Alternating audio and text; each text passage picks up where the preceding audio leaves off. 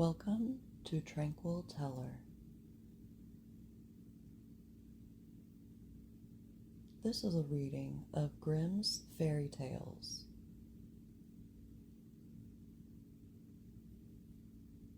Written by Jacob Grimm and Wilhelm Grimm.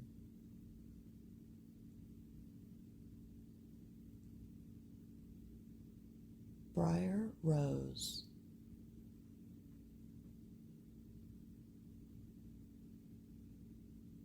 A king and queen once upon a time reigned in a country a great way off, where there were in those days fairies.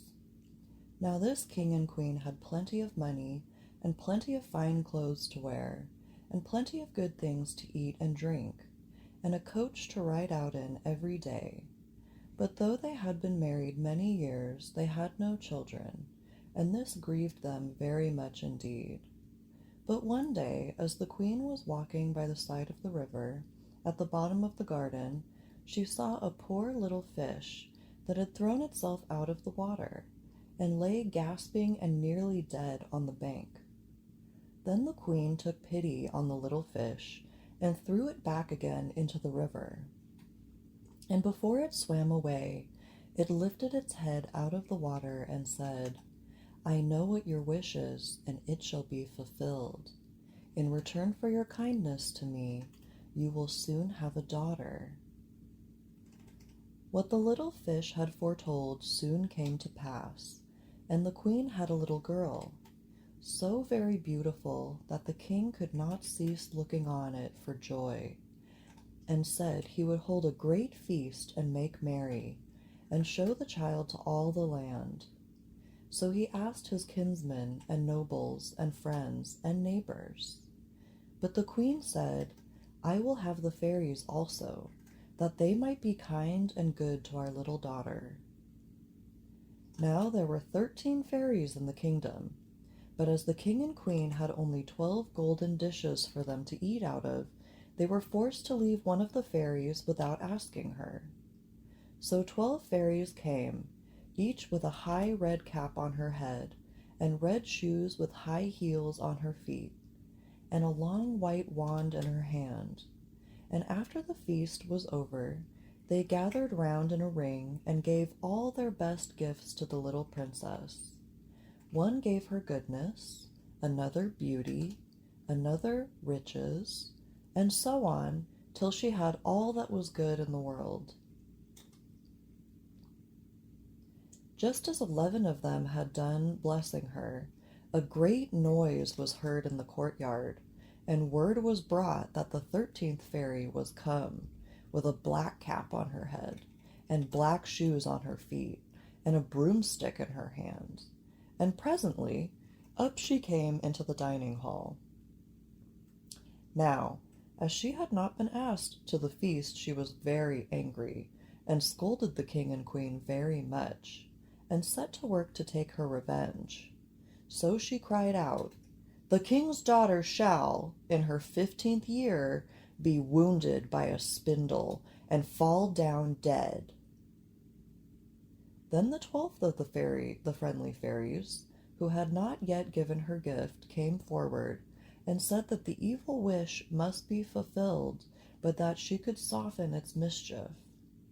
So her gift was that the king's daughter, when the spindle wounded her, should not really die, but should only fall asleep for 100 years. However, the king hoped still to save his dear child altogether from the threatened evil, so he ordered that all the spindles in the kingdom should be brought up and burnt. But all the gifts of the first 11 fairies were in the meantime fulfilled, for the princess was so beautiful and well-behaved and good and wise that everyone who knew her loved her. It happened that, on the very day she was 15 years old, the king and queen were not at home, and she was left alone in the palace. So she roved about by herself and looked at all the rooms and chambers, till at last she came to an old tower, to which there was a narrow staircase ending with a little door. In the door there was a golden key, and when she turned it, the door sprang open, and there sat an old lady spinning away very busily. "Why, how now, good mother?" said the princess. "What are you doing here?" "Spinning," said the old lady, and nodding her head, humming a tune, while buzz went the wheel. "How prettily that little thing turns round," said the princess, and took the spindle and began to try and spin. But scarcely had she touched it before the fairy's prophecy was fulfilled. The spindle wounded her, and she fell down lifeless on the ground. However, she was not dead, but had only fallen into a deep sleep, and the king and the queen, who had just come home, and all their court, fell asleep too, and the horses slept in the stables, and the dogs in the court, the pigeons on the housetop, and the very flies slept upon the walls. Even the fire on the hearth left off blazing and went to sleep. The jack stopped, and the spit that was turning about with a goose upon it for the king's dinner stood still. And the cook, who was at that moment pulling the kitchen boy by the hair to give him a box on the ear for something he had done amiss, let him go, and both fell asleep. The butler, who was slyly tasting the ale, fell asleep with the jug at his lips, and thus everything stood still and slept soundly. A large hedge of thorns soon grew round the palace, and every year it became higher and thicker, till at last the old palace was surrounded and hidden, so that not even the roof or the chimneys could be seen. But there went a report through all the land of the beautiful sleeping Briar Rose, for so the king's daughter was called, so that, from time to time, several kings' sons came and tried to break through the thicket into the palace. This, however, none of them could ever do, for the thorns and bushes laid hold of them, as it were with hands, and there they stuck fast and died wretchedly.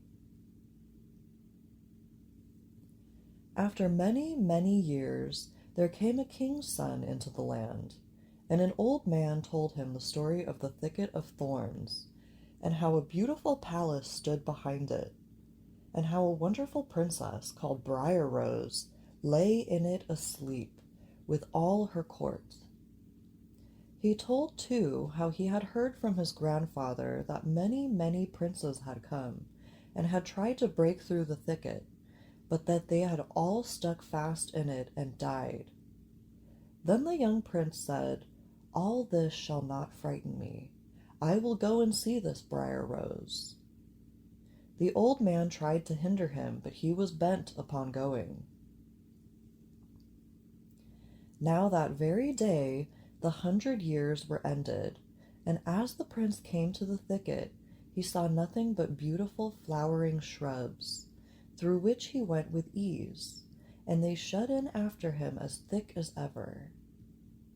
Then he came at last to the palace, and there in the court lay the dogs asleep, and the horses were standing in the stables, and on the roof sat the pigeons fast asleep, with their heads under their wings.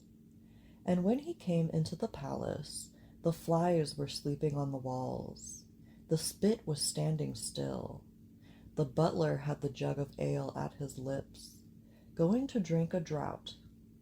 The maid sat with a foal in her lap, ready to be plucked, a fowl in her lap, ready to be plucked, and the cook in the kitchen was still holding up her hand, as if she was going to beat the boy.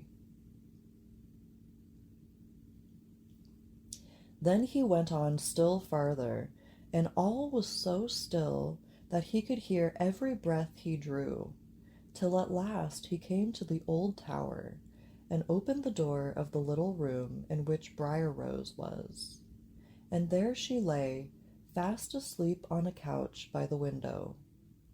She looked so beautiful that he could not take his eyes off of her, so he stooped down and gave her a kiss, But the moment he kissed her, she opened her eyes and awoke, and smiled upon him.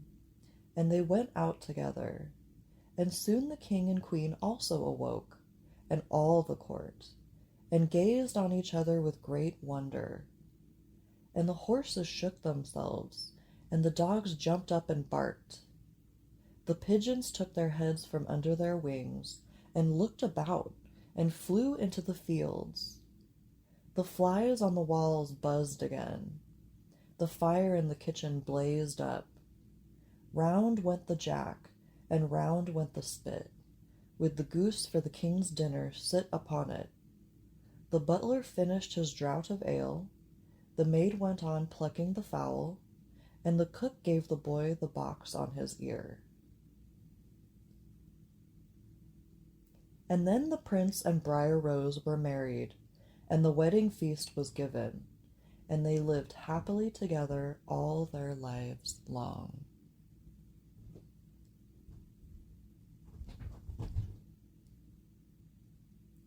The Dog and the Sparrow.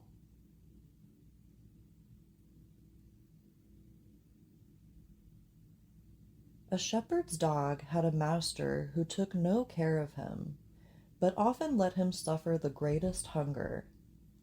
At last he could bear it no longer, so he took to his heels and off he ran in a very sad and sorrowful mood. On the road he met a sparrow that said to him, "Why are you so sad, my friend?" "Because," said the dog, "I am very, very hungry and have nothing to eat." "If that be all," answered the sparrow, "come with me into the next town, and I will soon find you plenty of food." So on they went together into the town, and as they passed by a butcher's shop, the sparrow said to the dog, "Stand there a little while till I peck you down a piece of meat." So the sparrow perched upon the shelf, and having first looked carefully about her to see if anyone was watching her, she pecked and scratched at a steak that lay upon the edge of the shelf, till at last down it fell. Then the dog snapped it up and scrambled away with it into a corner, where he soon ate it all up. "Well," said the sparrow, "you shall have some more if you will, so come with me to the next shop, and I will peck you down another steak." When the dog had eaten this too, the sparrow said to him, "Well, my good friend, have you had enough now?" "I have had plenty of meat," answered he, "but I should like to have a piece of bread to eat after it." "Come with me then," said the sparrow, "and you shall soon have that too." So she took him to a baker's shop, and pecked at 2 rolls that lay in the window, till they fell down, and as the dog still wished for more, she took him to another shop, and pecked down some more for him. When that was eaten, the sparrow asked him whether he had had enough now. "Yes," said he, "and now let us take a walk a little way out of the town." So they both went out upon the high road, but as the weather was warm, they had not gone far before the dog said, "I am very much tired. I should like to take a nap." "Very well," answered the sparrow, "do so, and in the meantime I will perch upon that bush." So the dog stretched himself out on the road and fell fast asleep. Whilst he slept, there came by a carter, with a cart drawn by 3 horses, and loaded with 2 casks of wine.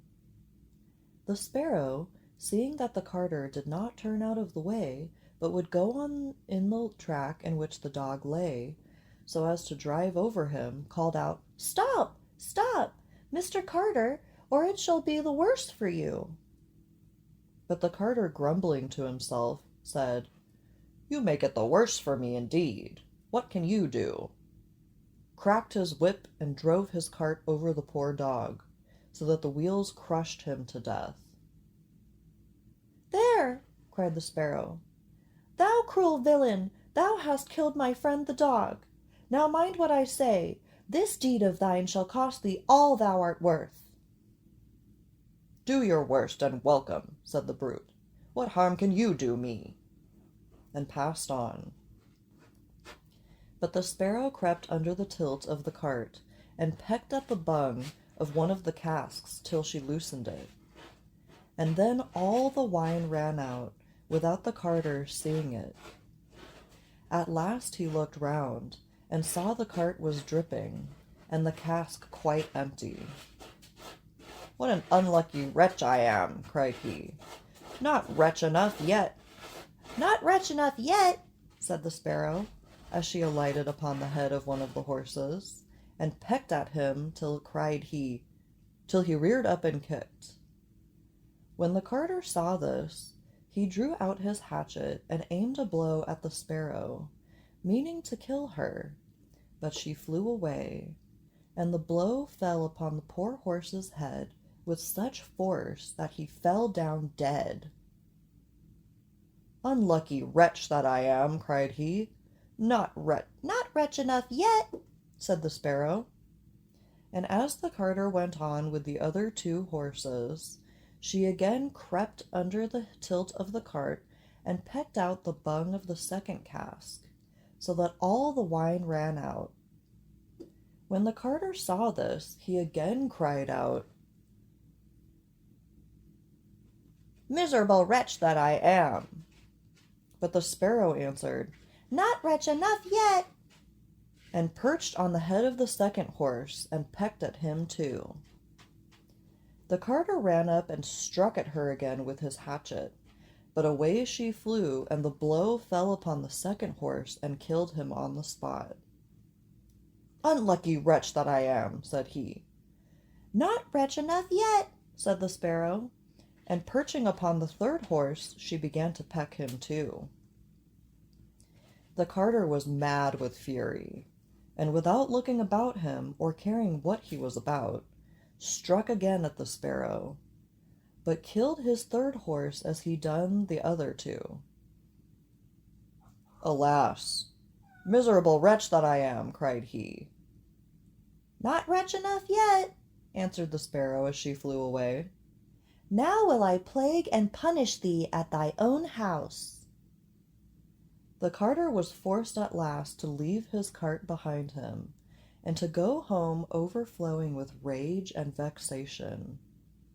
"Alas," said he to his wife, "what ill luck has befallen me! My wine is all spilt, and my horses all three dead."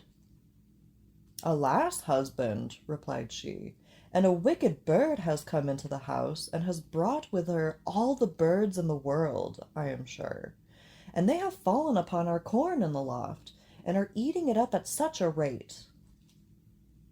Away ran the husband upstairs, and saw thousands of birds sitting upon the floor eating up his corn, with the sparrow in the midst of them.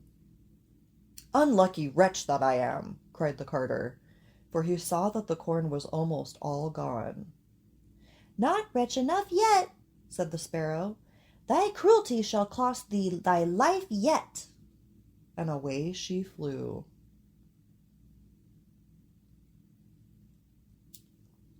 The carter, seeing that he had thus lost all that he had, went down into his kitchen,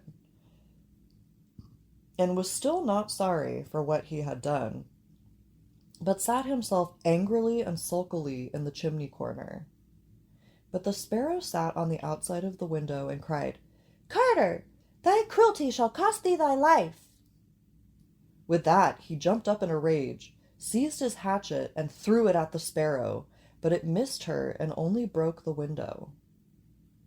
The sparrow now hopped in, perched upon the window seat, and cried, "Carter, it shall cost thee thy life." Then he became mad and blind with rage, and struck the window seat with such force that he cleft it in two. And as the sparrow flew from place to place, the carter and his wife were so furious that they broke all their furniture, glasses, chairs, benches, the table, and at last the walls, without touching the bird at all. In the end, however, they caught her, and the wife said, "Shall I kill her at once?" "No," cried he, "that is letting her off too easily. She shall die a much more cruel death. I will eat her." But the sparrow began to flutter about, and stretch out her neck and cried, "Carter, it shall cost thee thy life yet." With that he could wait no longer, so he gave his wife the hatchet and cried, "Wife, strike at the bird and kill her in my hand." And the wife struck, but she missed her aim, and hit her husband on the head, so that he fell down dead, and the sparrow flew quietly home to her nest.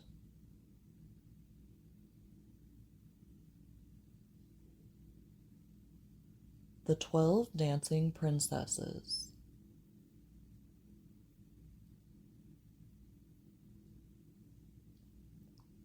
There was a king who had 12 beautiful daughters.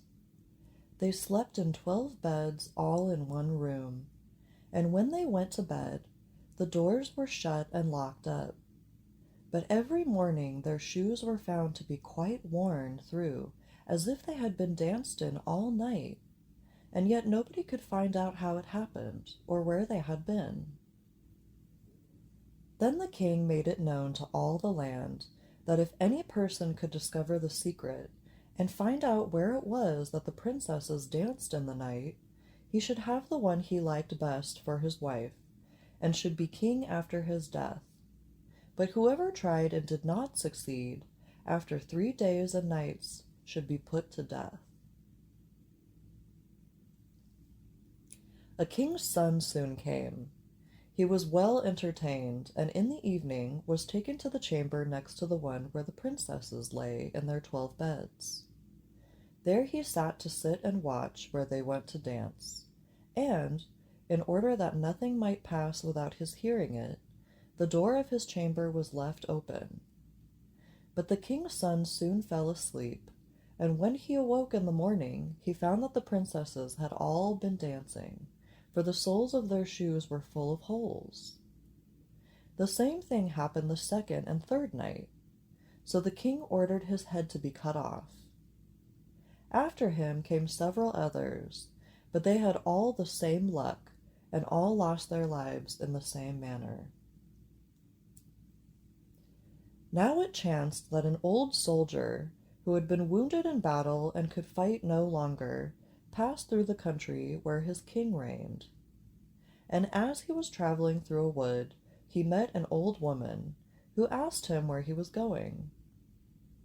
"I hardly know where I am going, or what I had better do," said the soldier, "but I think I should very much like to find out where it is that the princesses dance, and then in time I might be a king."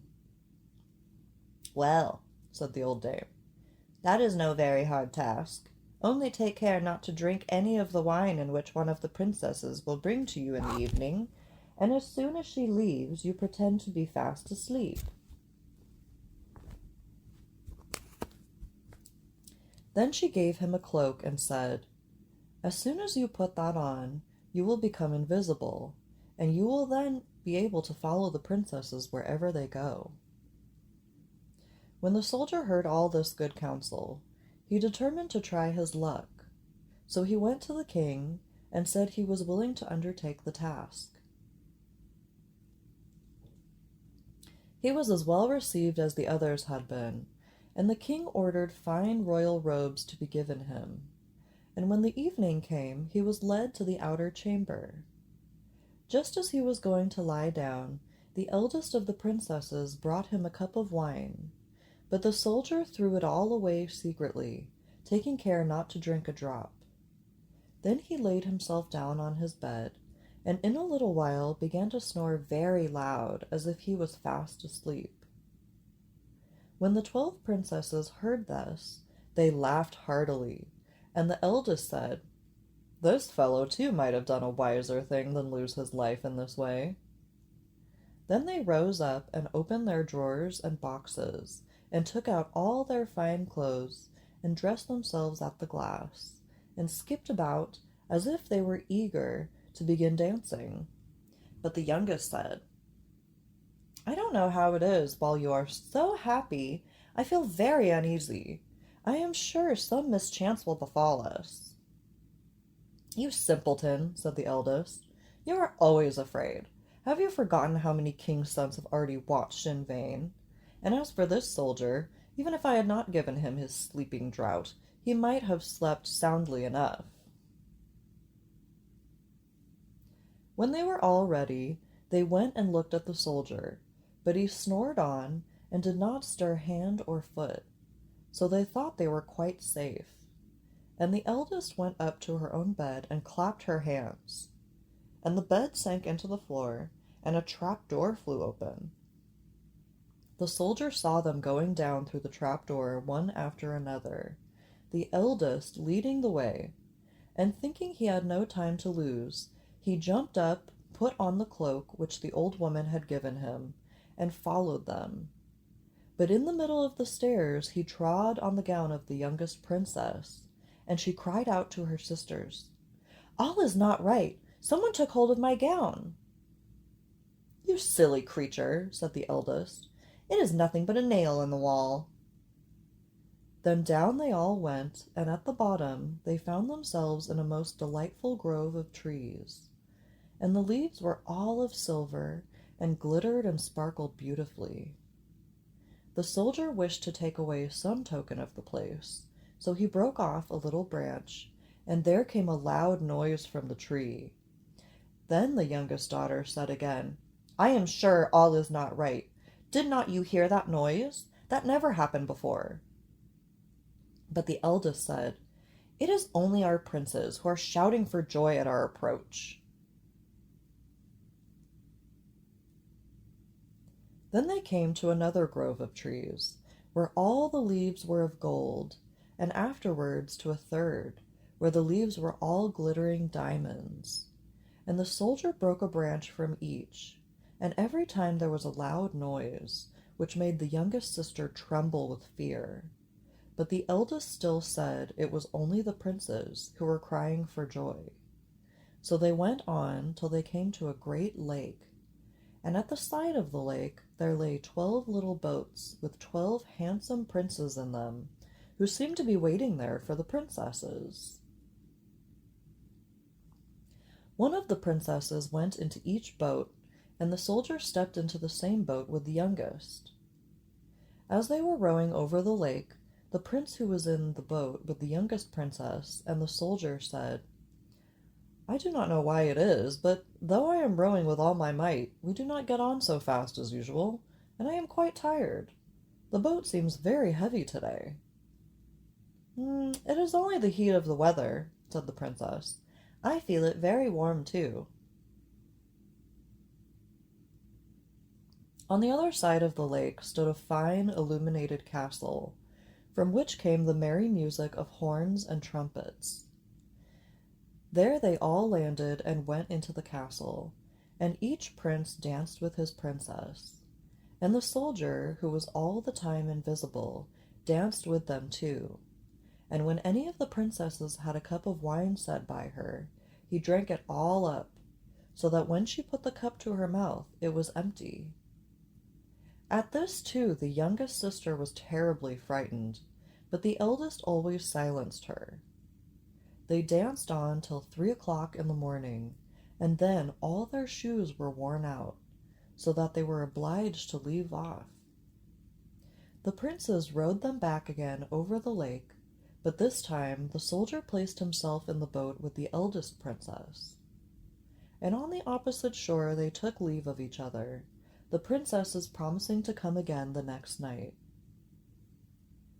When they came to the stairs, the soldier ran on before the princesses and laid himself down. And as the 12 sisters slowly came up, very much tired, they heard him snoring in his bed. So they said, "Now all is quite safe." Then they undressed themselves, put away their fine clothes, pulled off their shoes, and went to bed. In the morning, the soldier said nothing about what had happened, but determined to see more of this strange adventure, and went again the second and third night, and everything happened just as before. The princesses danced each time till their shoes were worn to pieces, and then returned home. However, on the third night the soldier carried away one of the golden cups as a token of where he had been. As soon as the time came when he was to declare the secret, he was taken before the king with the 3 branches and the golden cup. And the 12 princesses stood listening behind the door to hear what he would say. And when the king asked him, "Where do my 12 daughters dance at night?" he answered, "With 12 princes in a castle under the ground." And then he told the king all that had happened, and showed him the 3 branches and the golden cup, which he had brought with him. Then the king called for the princesses, and asked them whether what the soldier said was true. And when they saw that they were discovered, and that it was of no use to deny what had happened, they confessed it all. And the king asked the soldier which of them he would choose for his wife. And he answered, "I am not very young, so I will have the eldest." And they were married that very day, and the soldier was chosen to be the king's heir.